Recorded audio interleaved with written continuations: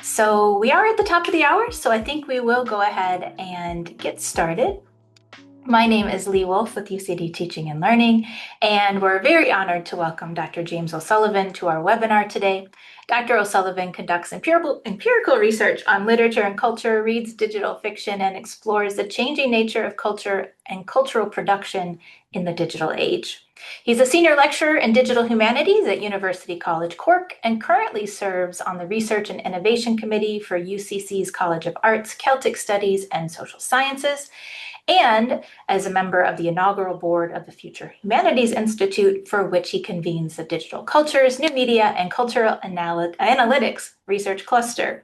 Most recently, Dr. O'Sullivan has been on secondment as a teaching and learning policy advisor for artificial intelligence with the HEA, which is why he's here today to update us on that work and to give us insight into the state of generative AI in higher education. So I will turn things over to you, Dr. O'Sullivan.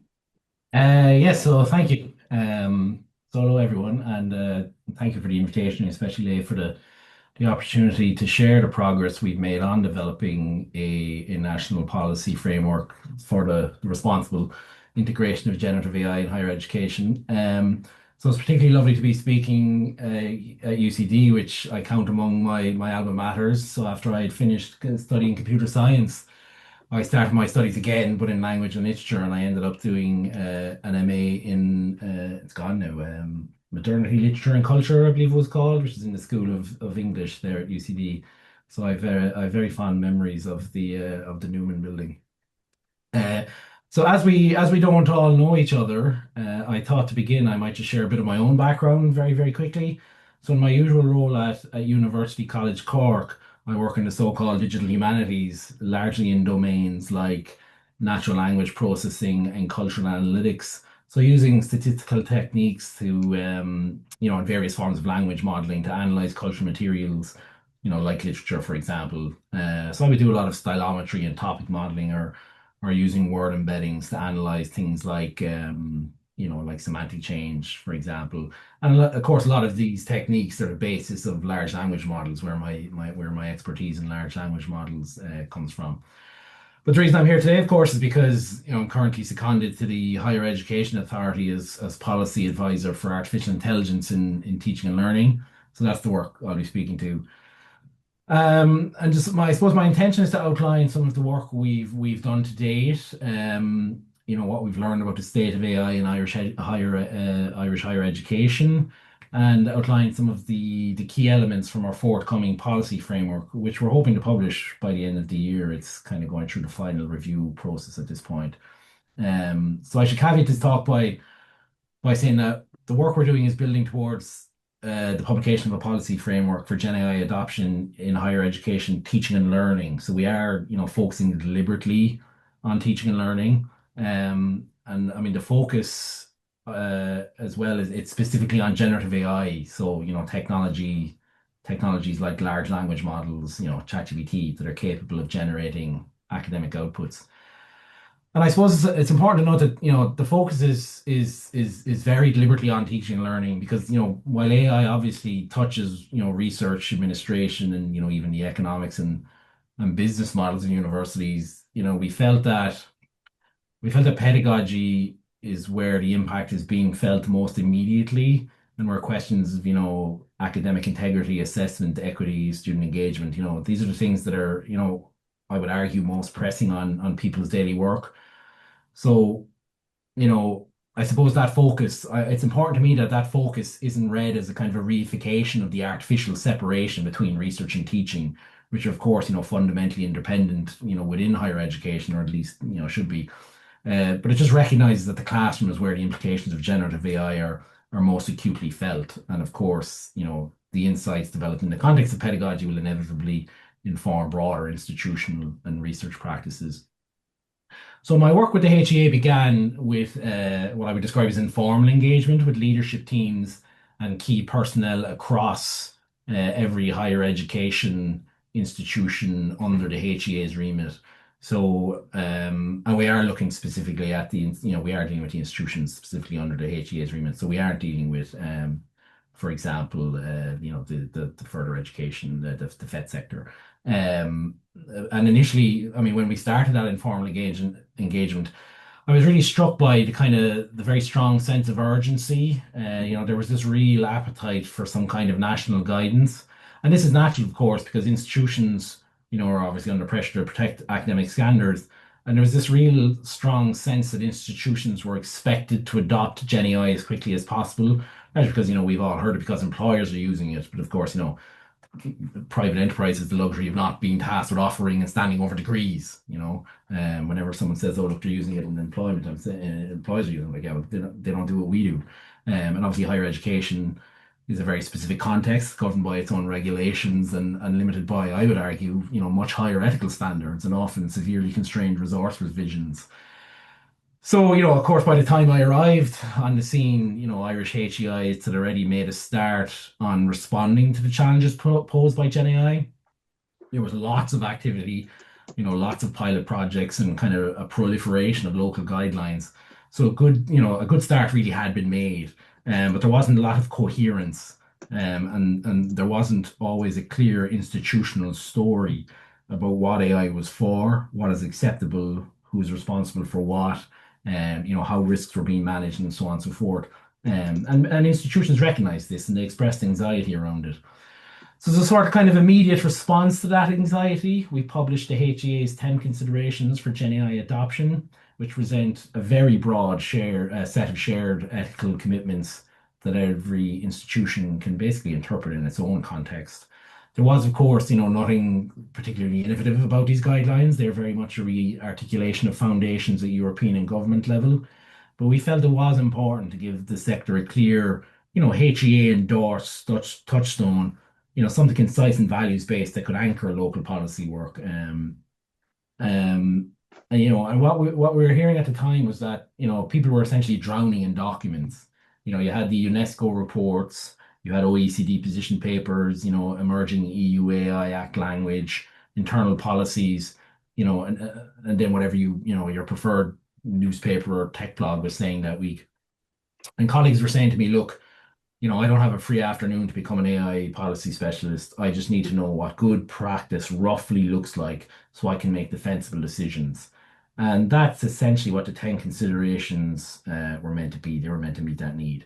They don't tell anyone which tool to buy or which vendor to avoid. They just basically sketch out the basic questions you should be asking before you normalize AI in a program. And if you read through them, you see that they move from skills to literacy, to questions about academic integrity and critical engagement, and then onto issues like equitable access, privacy, sustainability, and AI sovereignty. The kind of stuff I'm sure you're all sick of hearing about. But they basically try to remind us that Gen AI, it sits on top of data infrastructures, energy systems, and commercial interests that have real consequences for students and staff. And we're also very conscious that institutions are at very different stages and departments, units within institutions can be at very different stages. Some are already piloting local or sectoral models, thinking about AI sovereignty and shared infrastructures. Others are still arguing about whether students should be allowed to use ChatGPT even for brainstorming. So the language of the document is deliberately non-prescriptive. It essentially says, here are 10 lenses when you sit down to draft your institutional policy or to rewrite, your assessment rules, look through at least some of these lenses and, see what they reveal in the context of your program or your discipline. And I should stress, the point was not to land kind of a grand original theory of AI ethics. The point was to put a short, publicly accessible HEA branded document on the table that people could wave in meetings and say, this is the baseline. And it basically allowed staff who are already pushing for investment in AI literacy, or for clearer rules around student use, or for more careful procurement, to have something to point to essentially so they could argue that this kind of values-based critical approach to adoption is a national expectation.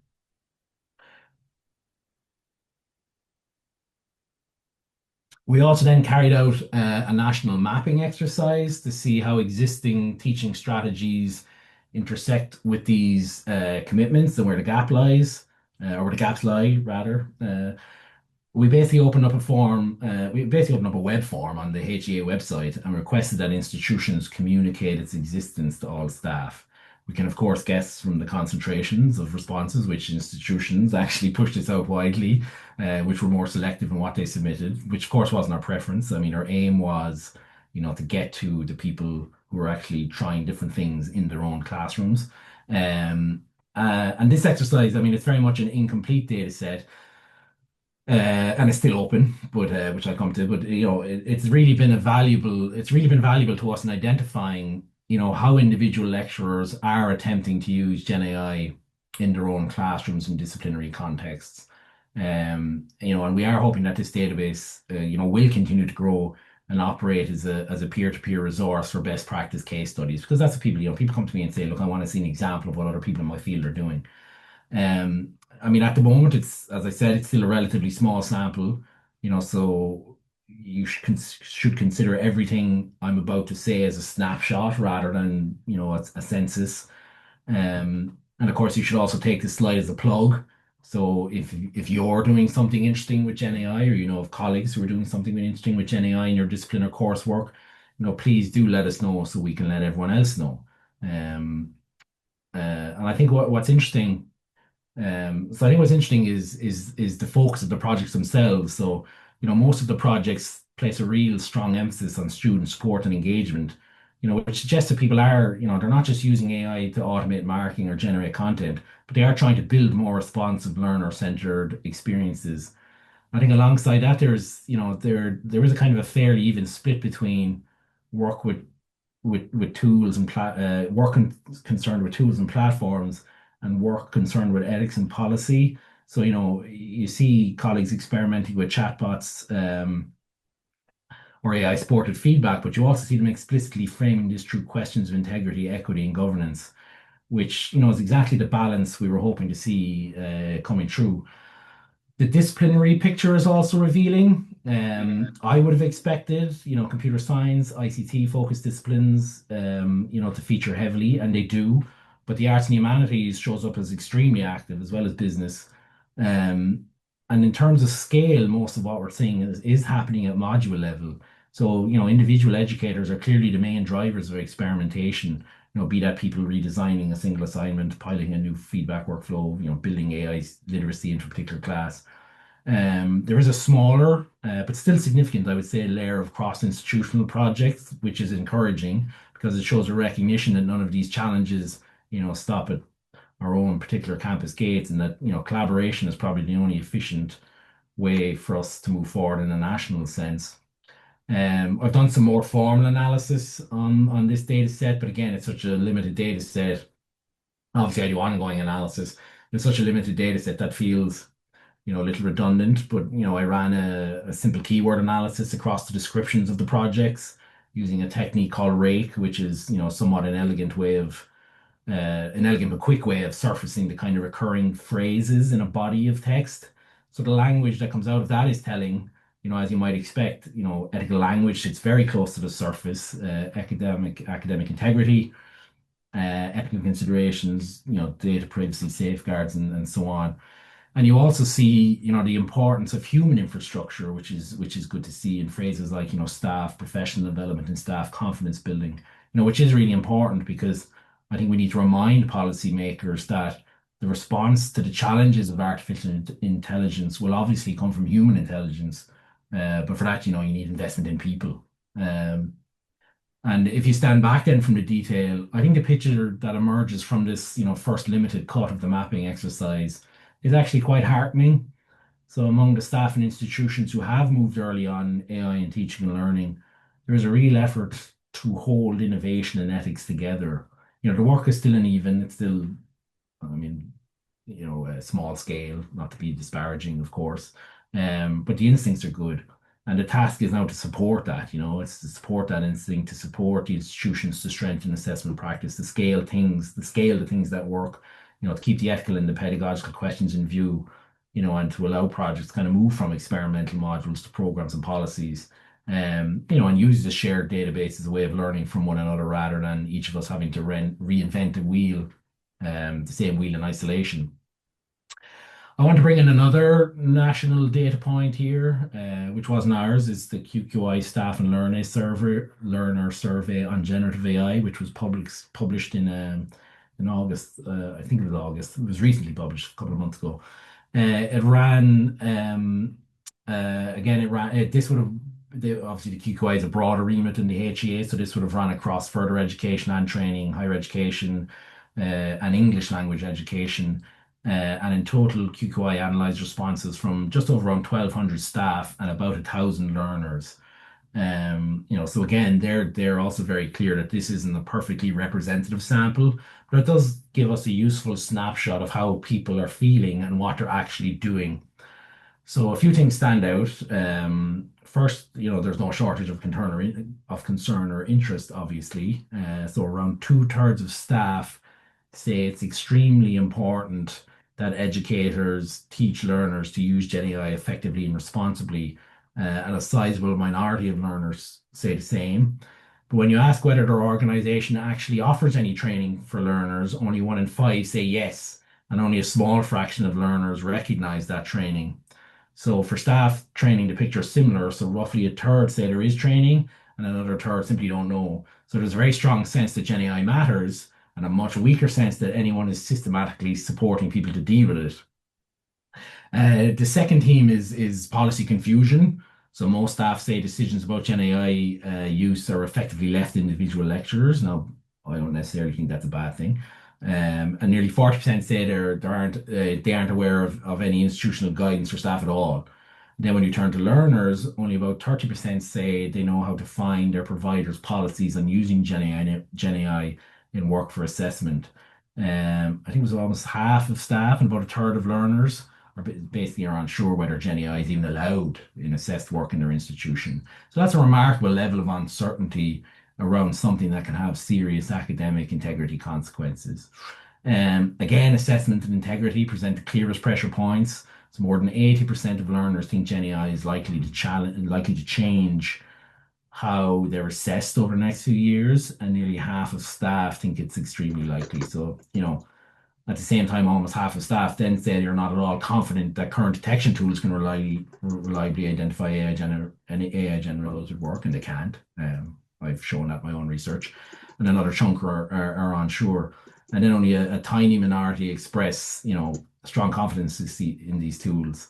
So you have a strong expectation of change in assessment, but that's coupled with a very low faith in the main technical fix that is often proposed. So the QQI survey kind of gives us it gives us a fairly stark message. People know GenAI matters. They expect it to affect assessment and employment, but they don't feel well equipped. They don't see coherent policy, and they rightly don't trust detection software as a safety net. AI literacy, so going back to our own work, obviously AI literacy is a hugely important part of the national response to Gen AI. And the HEA has, also supported the development of two open courses. The first is called Gen AI for Teaching and Learning, How to Do It Right. It's a 25-hour self-study course aimed at staff who are trying to make sense basically of how these tools fit into their teaching. It was developed in partnership with Trinity, DCU, and UL, and the emphasis is really on ethical and effective use. So things like how you might use Gen AI to design activities, to support feedback, to rethink assessment, but in ways that are transparent and respect academic integrity.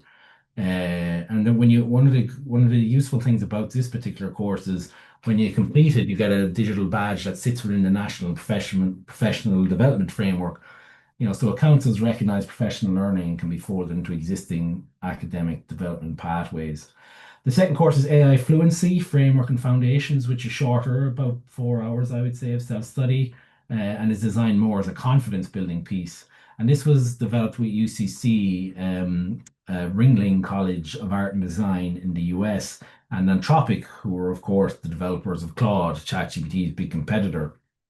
Um, and it basically introduces Joe Feller and Rick Dakin's 4D AI fluency framework, delegation, description, discernment, and diligence, which I think is really, really useful. And I think it allows academics to think about AI in the context. It gives a really intuitive way of thinking about generative AI in the context of our own discipline. So, I mean, delegation is, about deciding what you're actually happy to hand over to a system and what you need to retain as human judgment.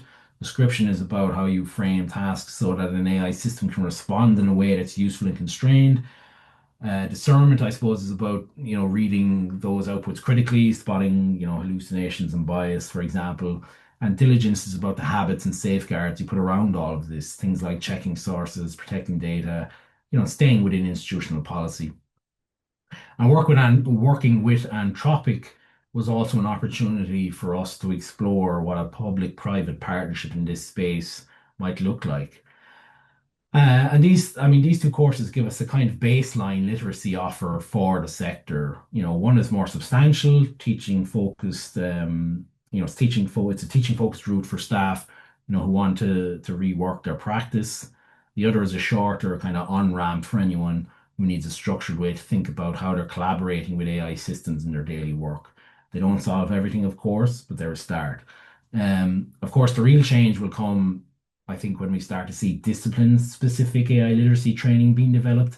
At the moment, a lot of what we do around AI literacy is, generic, necessarily generic, I think. What a large language model is, why it hallucinates, how to check a source, how to avoid dumping sensitive data into a chatbot. That kind of foundation is useful, but it only takes people so far. I think the real pedagogical work begins when each field starts to articulate its own norms and boundaries around AI in its own language for its own purposes and epistemology. AI literacy for a nurse example is not the same thing as, AI literacy for a lawyer or for an artist or for a software engineer. For one, the emphasis might sit on, clinical judgment, documentation, and I'm sure my own limitations here now, and dangers of over relying on systems and bent plausible but unsafe guidance. Whereas for the other, the focus is going to be on things like precedent, citation, professional liability, these kind of things. Obviously in the arts and humanities, there, which I can't speak to, there's a long history of thinking about authorship, creativity, and appropriation, and that history needs to be brought into conversation with generative systems that remix existing, cultural materials at scale. Whereas in engineering and computing, which I can also speak to a bit, you'd have, you have to grapple with both the affordances and externalities of these systems, so bias, security, environmental impact, as part of what it means to be a responsible practitioner. Um, and that is where national frameworks and open courses need to lead, I feel, not towards a single homogenized AI literacy, but towards a family of literacies that are recognizably rooted in disciplinary practice. Um, so SATL funding. So in addition to these open courses, SATL funded projects more broadly are doing a lot of work in this space. So, for those who aren't aware, the HEA's Strategic Alignment of Teaching and Learning Enhancement Scheme exists to support innovation in teaching and learning across the sector. I think in practice, it has become, one of the main vehicles through which people can actually experiment with AI in the context of teaching and learning, with some financial supports. And crucially, as part of the funding conditions, institutions are expected to share what they produce back into the system so that we end up with sector-wide resources rather than a set of isolated pilots. And of course, um, a lot of these reports then are shared through the HEA's national resource portal.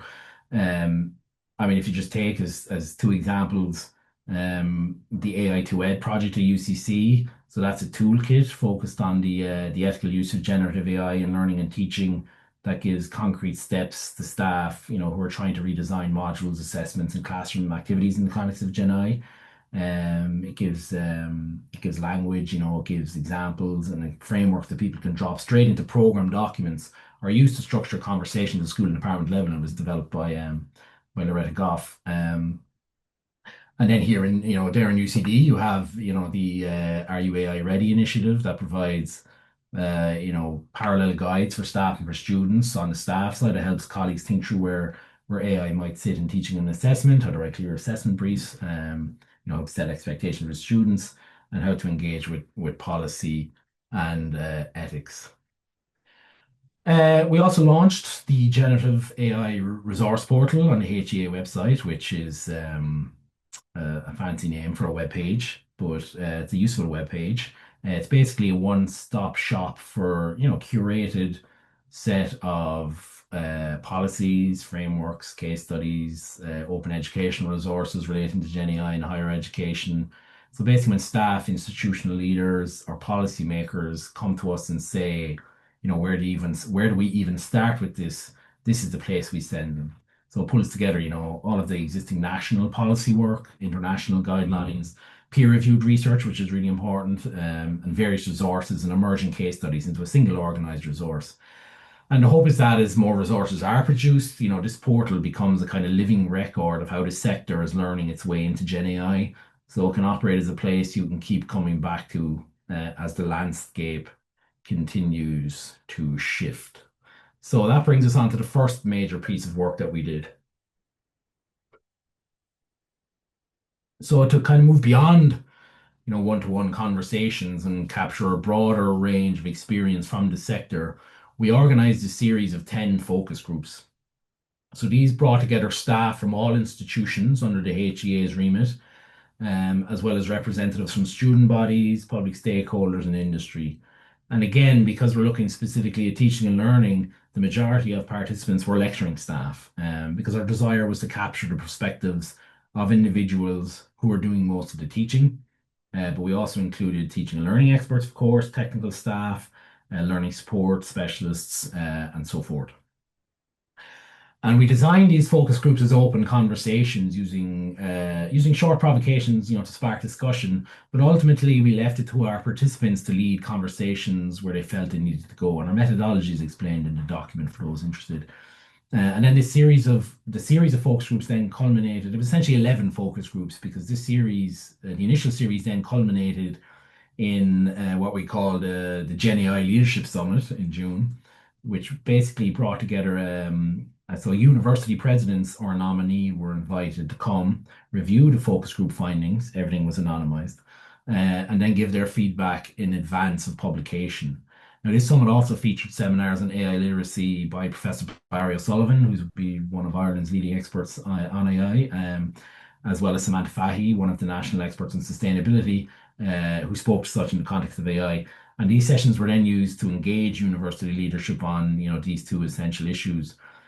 But we used focus group for two reasons.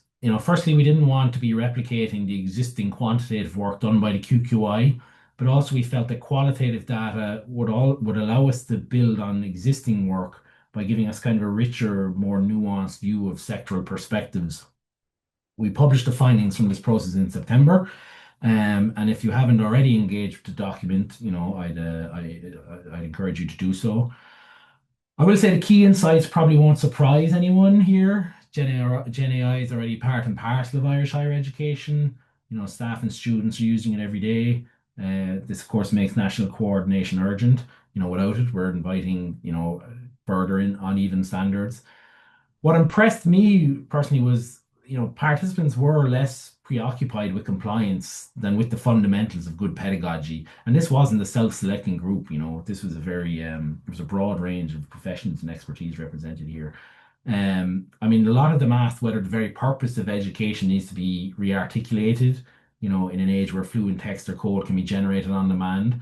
And I mean, this is, I suppose, without getting too high level, the essential challenge presented to us by GenAI because it forces us to ask what it is we truly want students to learn and be able to do. And we might not want to admit it, but that requires, deeply uncomfortable conversations. Assessment, again, as we might expect, is a major flashpoint. As the report makes clear, participants across disciplines recognize that traditional output-driven formats, particularly text-based take-home work, are increasingly vulnerable, unfortunately.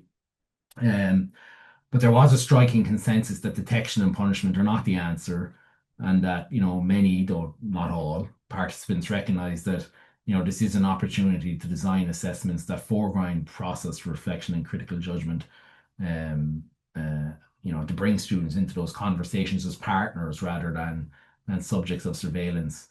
Another strong theme, is the need for structured support and adequate time to adapt. I mean, staff and students alike, they want to engage critically with these tools, but they need professional development, communities of practice, and protected time. And in a sector where how will I put this? Resources are already stretched, will we say? That will require investment in leadership, not just goodwill. Goodwill will not solve this challenge. Um, and another thing I think what's interesting was that a lot of participants they do see AI's potential to broaden access, but obviously they also warn that inclusion, it's not going to happen by default. If we don't have deliberate strategies, gaps in cost, connectivity, and digital literacy will deepen existing inequalities. Universal design for learning and proactive inclusion planning were mentioned repeatedly as essential safeguards. A consistent call for transparency ran through every session. And this is something we've emphasized a lot in the policy, which I'll speak to in a moment. But clear expectations for staff and students, yes, that's part of it, but also much stronger disclosure and documentation from vendors about training data, model limitations, and data handling practices. And without that openness, trust really is impossible. I mean, the reality is, I think that procurement practices will need to change to become far more transparent, and that will be difficult. Equally revealing, I think, though, is what participants didn't emphasize, and we're currently, well, we've had written, we're preparing to submit a position paper on this for peer review. Um, I think there was little appetite for distant speculations about superintelligence or existential risk, which, a welcome relief in my view from what is somewhat overhyped narrative. Um, I think attention stayed firmly on the immediate pedagogical and governance challenges, but worryingly, like sustainability, for example, to give one example, was barely mentioned, and that's a reminder that there is a responsibility on policy to surface the issue that the sector may overlook, understandably, um, while supporting the principle it clearly wants to protect. Um, so I think that from these conversations emerged, there was a clear set of policy imperatives emerged. To ground decisions in shared values, to invest in people, through training and professional development, to modernize assessment so it rewards thinking rather than mere output, which I know lots of people have been doing for a long time, but some of us have to catch up with you. To embed inclusion from the outset and to strengthen governance so that procurement, in particular, but also oversight and data protection, are more transparent and garner trust. And I think obviously, while institutions, they have to retain the autonomy to operationalize their own responses to GenAI. Our hope is that the forthcoming national policy framework, will provide a coherent shared set of principles and expectations, guidance that will support the responsible adoption of what can be irresponsible tools, basically safeguarding academic integrity and public trust. And our aim here isn't to prescribe identical policies, but to provide essentially clear guardrails and common language so that every institution can adapt, confidently in its own context while remaining aligned with the core values of Irish education as expressed by our sector and by the HEA. We don't pretend that's going to be easy. I mean, words like transparency are easy to utter but difficult to operationalize, but if we do, or maybe it's not, maybe transparency is easy to operationalize, we just choose not to. But I do feel if we act collectively and if we do act with care, as many in the sector are already doing, of course, we do believe we can keep human learning at the center of every decision and guide GenAI's integration so that it strengthens rather than erodes the purpose of higher education in Ireland. So the policy framework, which is sure, probably what you all want to hear about. So as I mentioned, the framework is very tightly scoped. It deals specifically with generative AI, specifically in the context of teaching and learning, and it is written specifically for staff. Okay. Um, while we acknowledge the desire for national guidelines, we also appreciate the value of institutional autonomy. And as an academic myself, I really value academic freedom. So it is framed in terms of guidelines and recommendations. In terms of evidence, it sits on three main foundations. Firstly, existing national and international guidelines. So we've drawn from UNESCO and the OECD's work on, for example, on AI and educational competencies, the EU's guideline on trustworthy AI, guidelines on trustworthy AI, obviously the Emerging AI Act, um, work by the government's own AI Advisory Council, and so on. There is obviously the sectoral perspective, where we have the QQI survey of staff and students, everything people told us, obviously in the focus groups and the leadership summit, about how Gen AI is actually impacting their teaching, their students, and their institutions. And of course, peer-reviewed research is the final foundation, and all of this is evidenced in the framework. Um, so structurally, the framework is quite simple. It's built around a small set of core principles with more practical material wrapped around them. The principles focus on essentially academic integrity and transparency, equity and inclusion, critical engagement and AI literacy, privacy and data governance, and sustainable pedagogy. And these come straight out of the sectoral perspectives work. They're the issues people kept coming back to when they talked about what they wanted to protect and why they were and what they were afraid of losing. So on academic integrity and transparency, the basic point is that students will have to stand over the work they submit, and institutions will have to stand over their standards. GenAI doesn't change that. What changes is how we open, what changes how open we are about the role AI is played. So assessment should say clearly what kinds of AI use are allowed, and on what terms. And students should be expected to state how they've used AI instead of hiding it. Assessment design should make students' own thinking visible. And obviously, the framework advises against leaning on AI detection software as a main response. On equity and inclusion, the concern is that AI can both help and harm. It can support some students, but it can also widen gaps if access depends on money, devices, language, so forth. So if we are bringing AI into teaching and learning, we have to think about who gets access and who does not. That, of course, means institutional licenses and on-campus access. Not just telling students to pay for tools themselves. It means designing teaching and assessments so Gen AI doesn't privilege one particular way of writing or speaking. It means paying attention to students, who are already at a disadvantage and not adding, new barriers. And of course, it also means recognizing that staff time and energy are also equity issues, really important equity issues. We can't just stack this work on top of, those already carrying the heaviest loads. Critical engagement and AI literacy is obviously a key principle. I suppose here the message is that education, now includes learning how to live with these systems without being fooled by them. So, I mean, AI literacy means understanding in broad terms how tools like large language models work, knowing how they hallucinate and reflect bias, knowing how to check what they produce, knowing what counts as acceptable use in your field.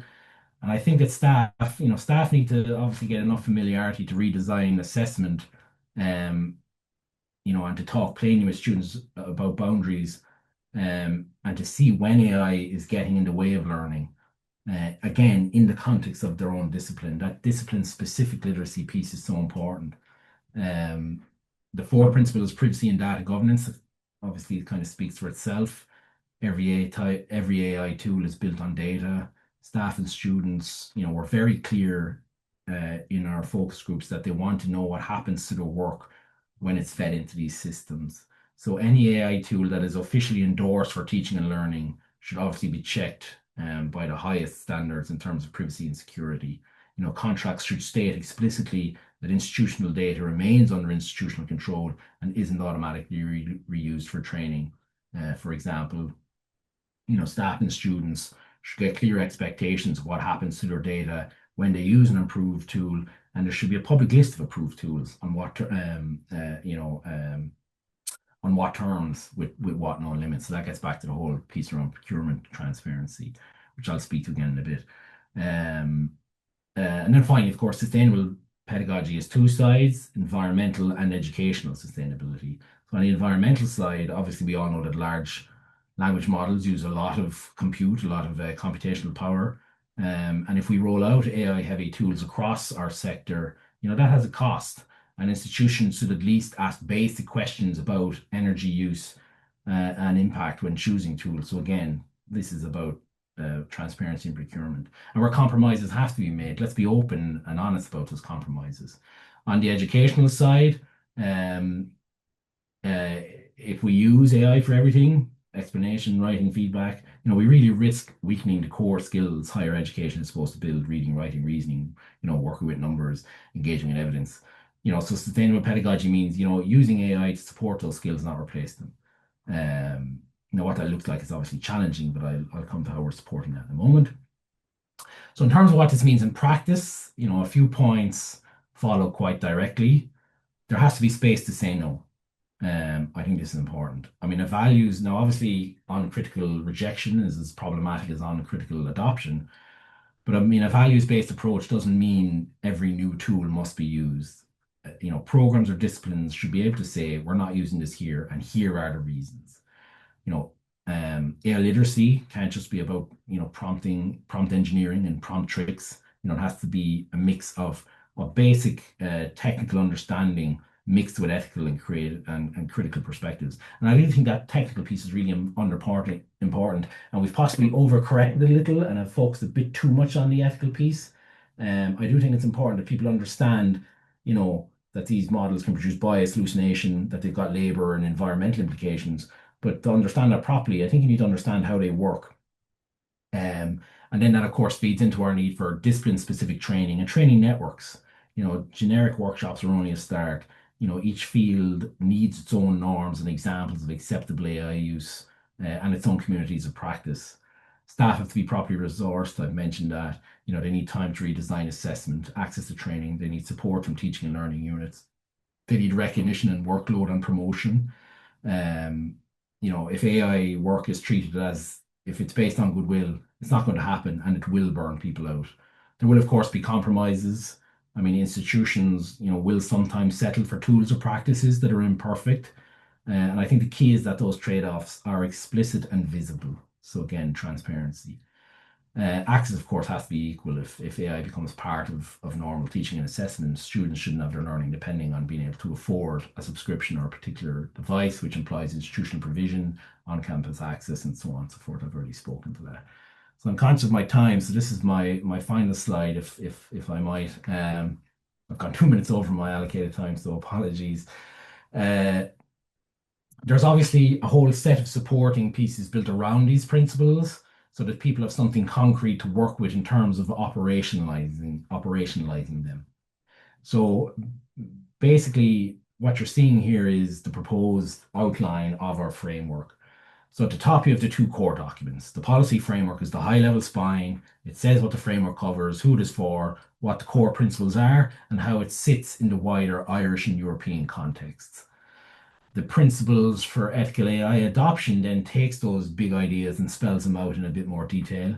What integrity, equity, literacy, privacy, and sustainability actually look like when you start making decisions about assessment, procurement, training, and so on. So these two documents essentially give you the why and the what.